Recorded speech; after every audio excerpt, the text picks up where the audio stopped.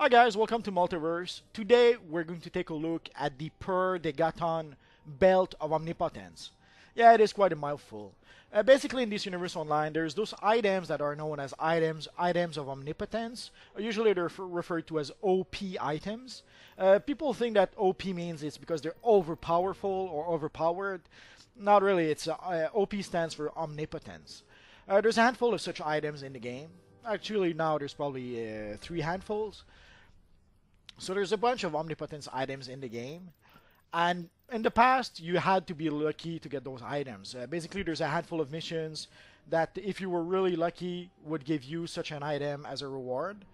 Sadly, nowadays, getting those items is so difficult that, luckily for us, at some point they decided to change how it works. So right now, what you can do is you can actually purchase. You can actually get those items from gathering collections, and the very last collection you need to purchase from the vendors. And you can see the belt of omnipotence is more powerful than any belt in the game right now. It's more powerful even than the elite belt that you can purchase from the Age of Justice vendor. There's no role for the belt of omnipotence, or they're DPS by default, but also their stats are good enough that they're even better than the controller gear also. So technically they work as both DPS belt and controller belt. So once you have an item of omnipotence, you no longer need to have an item for controller and an item for DPS. Your item of omnipotence should be good enough for both role. The sad part though is that the mod that you put in the item, usually the affinities are for DPS. So that might be a drawback if you play as a role and you have some omnipotence items. So as I mentioned,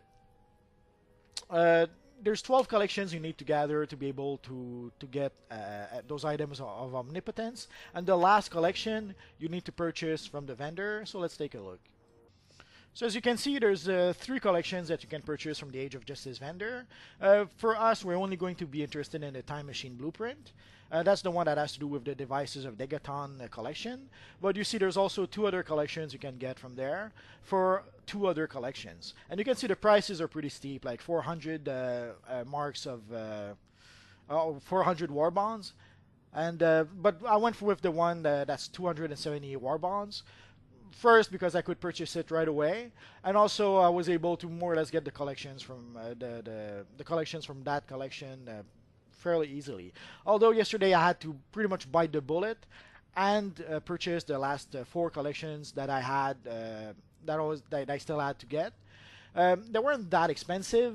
They were about 10-15 million each. But if you buy like 4 of them at those prices, well, you can end up burning $50 million in 5 seconds. But thanks to that, I was able to complete the collection. And once you do complete the collection, you get the item by mail. So let's take a look at our belt of omnipotence. Actually, let's look at the collections first, so that if you guys want to purchase the collections from the broker, you're going to know which collections to get.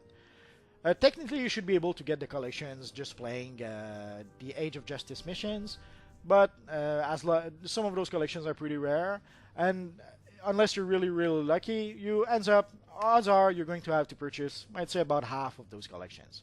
So the first one is the Time Machine Blueprint. If I'm not mistaken, it's the one you purchase from the vendor. Then there's the Professor Z's Glasses, Time Flux Capacitor, Project M Classified Documents, Injustice Society Seal, Chrono Crystal Shard, Time Trust Office Badge, Circuit of Mechanic, Per Degaton's Memoirs, Concentrated Tachyons, Degaton's Luger POB, no idea what that is, and Inoperable Time Disk. So basically those collections aren't that expensive. The most expensive was probably like 15 million. But when there's 12 of them, it can get pretty pricey. And of course, our stats are capped in this instance. So let's go elsewhere to show you the stats. Well, we still see the stats, but let's get out of here. I'll give you a better look of that belt from my base. So you can see the stat of the item. Also, if you go back and look at when I was in the vendor, you'll see how much better those stats are compared to the gear that the Age of Justice vendor is selling. And as you can see, the socket sadly is a DPS socket. So right now I don't really have the mods to be able to craft. I don't really have the components to craft a good mod. So I'll probably craft a red and yellow mod later. So I'll probably put a might and vitalization mod in that belt, as opposed to just a vitalization mod if it had been a controller piece of gear. And here you can see I have other omnipotence items. Sadly, those items come from the Starro event that we had last spring. And also you can see the items are combat rating 170, 172, as opposed to the Belt of Omnipotence, which is combat rating 192. The Omnipotence items got a boost very recently. So a lot of people were complaining that the Omnipotence items weren't as powerful as they should be, so the devs gave them a boost very, very recently. Sadly, they did not give a boost to the Starro Omnipotence items, which means that odds are when the event, the Starro event comes back, we're going to have to farm for a new set of Starro Omnipotence items. Sad, but what can you do? So that's pretty much it for now. So right now you guys know how you can get Omnipotence items, or at least a few of them. I'll show you. I almost have one of the collections from the Amazon Fury Part 3 completed. If I complete that one, I'll show you the Omnipotence items I'll get from that collection. I'm just a handful of marks away from getting that collection, so I'll show it to you in a bit. So that's pretty much it for now, guys. So as always, thanks for watching, and hopefully I'll see you guys next time. Bye bye.